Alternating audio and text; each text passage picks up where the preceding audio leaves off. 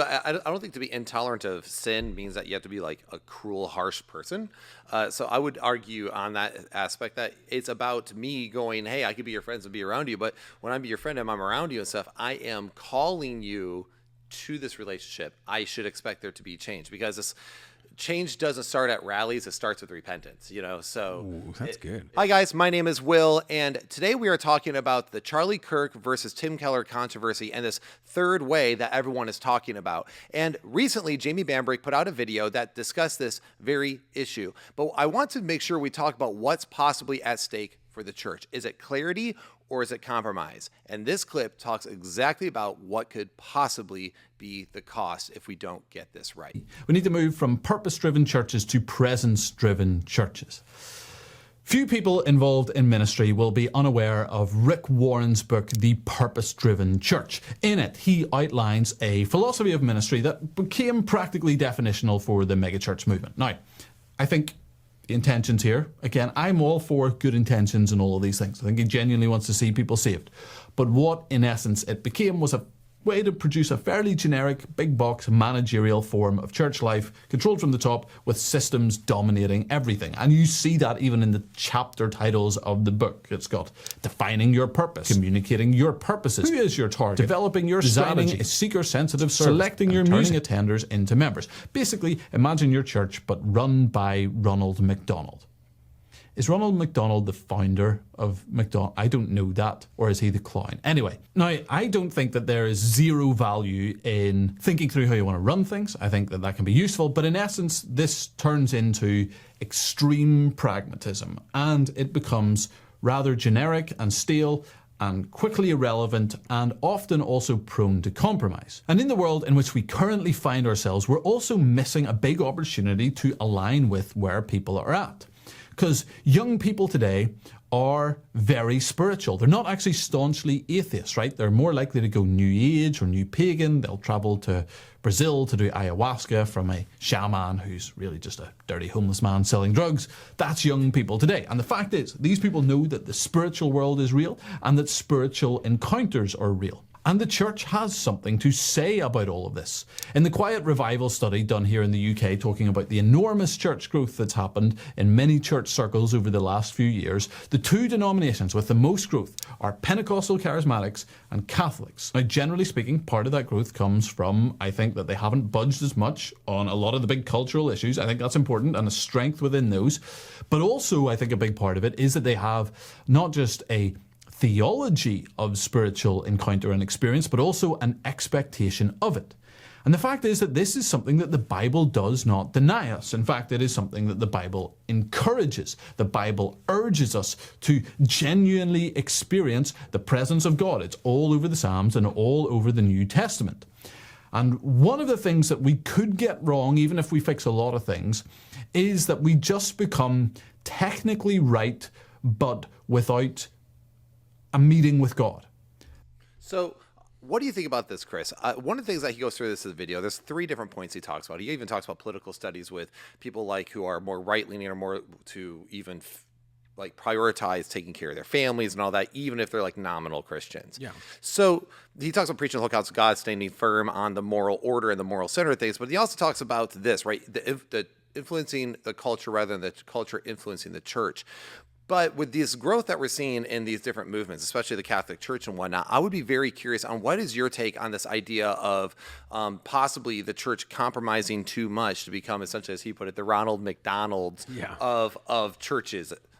Which, by the way, Ronald McDonald did not found McDonald's. But no, this is tough for me because there's this fine balance, right? Because you don't want to be too far to the left or too far to the right, because then either you become irrelevant to the culture around you, or you just become like the culture around you. So if you don't have that good middle ground, I don't like even that term middle ground, because it sounds like you're compromising either side. And so to find a place where you can be in a spot of, we're still relevant to the culture, but we are very strict on the Bible. Like, this is the truth. And so if the culture butts up against that, yes, we're going to speak out against that. And yeah, we're going to do it in a way that would attract people that may disagree with us. And so we have to have that fine balance between the two. Right. Well, I think that also goes into what he talks about throughout this video. So I'd actually encourage you all to go watch the video because the whole video is actually really good and definitely worth your time.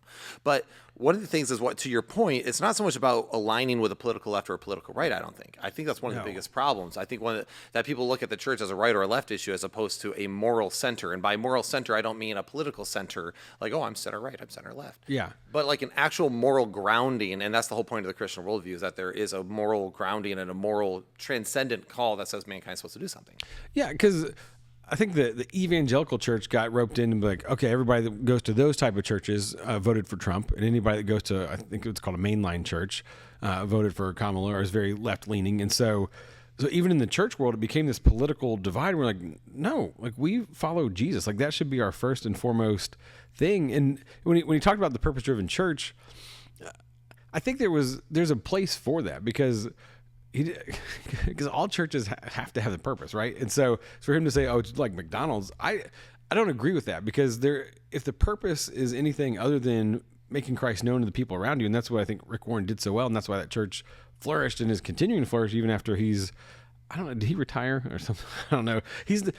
I think he's still around, but there's a new guy in town, and his wife is a pastor, so they got kicked out of Southern Baptist. But like, well, he compromised. But there's got to be a driving factor to reach people for Christ, and if you compromise on that, then you allow some of the political stuff to slip in, and like, oh yeah, we lean more this way or this way. You're like, no, we follow Jesus, and that's got to be our first and foremost thing in the church. And one of the things that people need to understand when it comes to like the political divide with the moral center, if we're saying that these things are the moral standard, you might find that some of those things might happen to align with more aligned with a particular political aisle. But the Bible is not over there telling you exactly how to run an economic system and like, how exactly should your healthcare system work. Like, it doesn't really lay that out, So when people want to politicize all of it or say Jesus was a socialist, which is insane.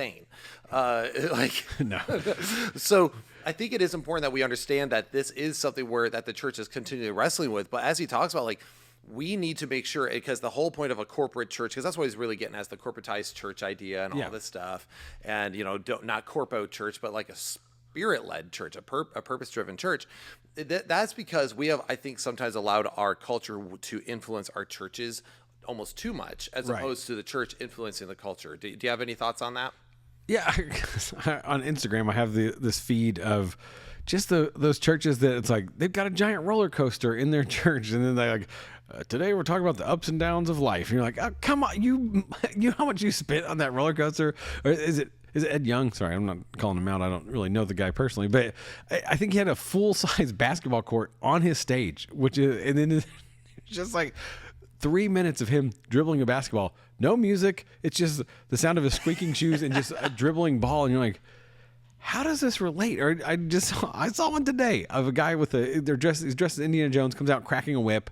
He's like, we're going to talk about archaeology in the Old Testament. You're like, did you have to come out in Indiana? Like, it almost makes it so cheesy that if I'm in the audience and I'm like, how does this apply to me? Like, especially if you're like looking for real, meaningful life impact. You're like, this is just corny. Like, what is happening? Yeah, because and that's what I hate about like Christian media a lot of times, because it takes real media and it makes like a terrible spoof of it, and it's not trying to. It's like, oh, how can we be cool and relevant, and we're going to talk about Indiana Jones? Like, yeah, and it becomes just cringe. Yeah, pure cringe.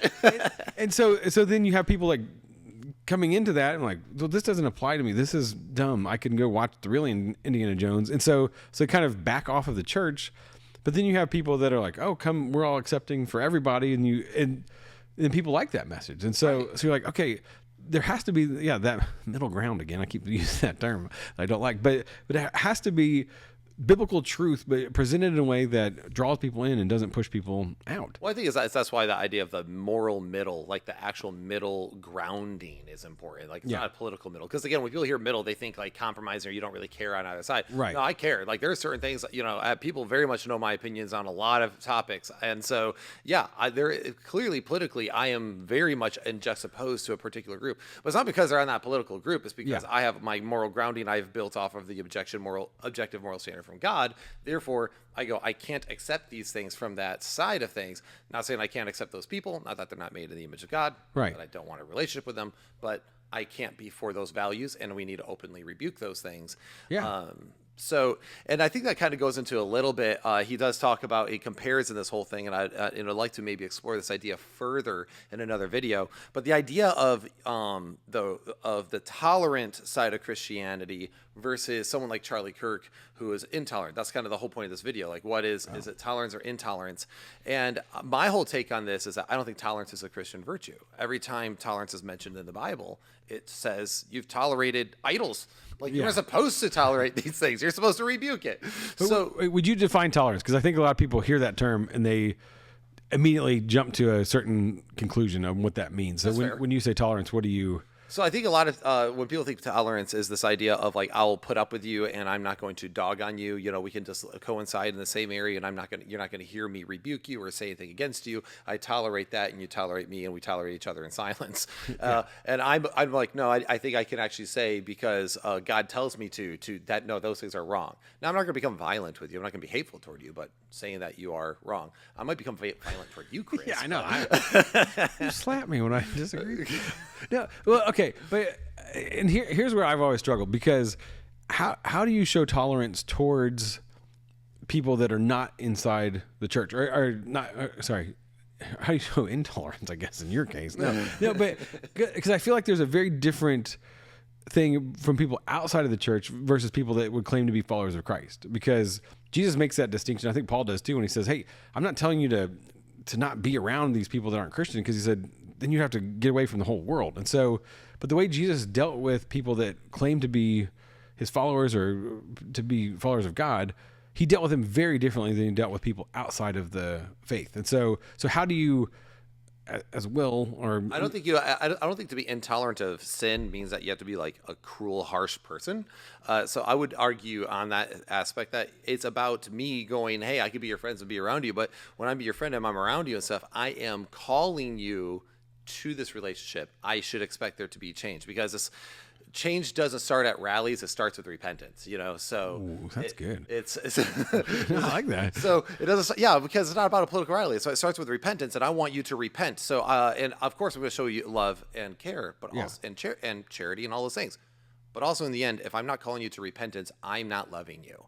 Because that, that's one of the biggest problems, that in the church, not everyone's welcome, come as you are, but then leave, I guess, also as you are. So, okay, but so you brought up Charlie Kirk. So was his way of doing that of like just, I don't say yelling at people, but having those conversations kind of in a very public, very, and it did become hostile at points where people were like yelling at him and stuff. Like, there's some crazy interactions. Yeah. So is that the right way, or is it more like, hey, we're having a conversation over a cup of coffee?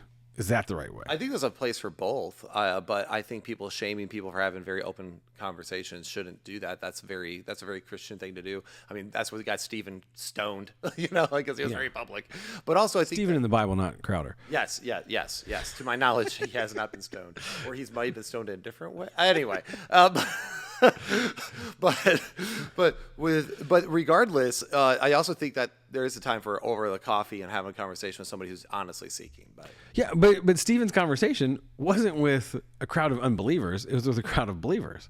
I don't want to say believers, not followers of Jesus, but followers of like the Jewish culture. But they rejected Messiah, so yes. he was still like confronting their people who are unbelievers in Jesus Christ. Yeah. So I mean, I would say they're unbelievers. Okay. I'll allow it. I'll allow it. On the grounds of orthodoxy, I'll allow it.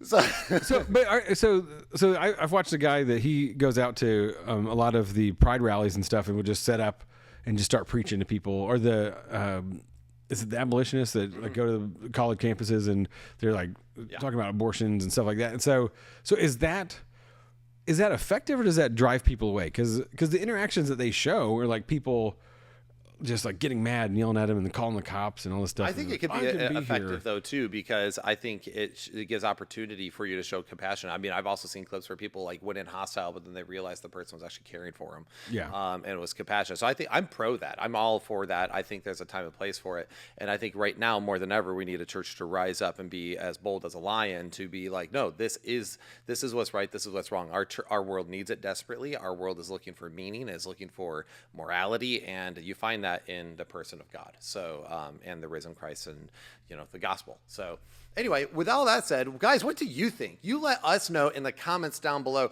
Do you think the third way is the best way? Do you think we should be more tolerant and gentle, more like Tim Keller was? Or do you think we should be more like a Charlie Kirk, who speaks boldly, causes a lot of ruckus, but also a lot of people cheering him on? What do you think? Let us know in the comments below, and we'll see you in the next one.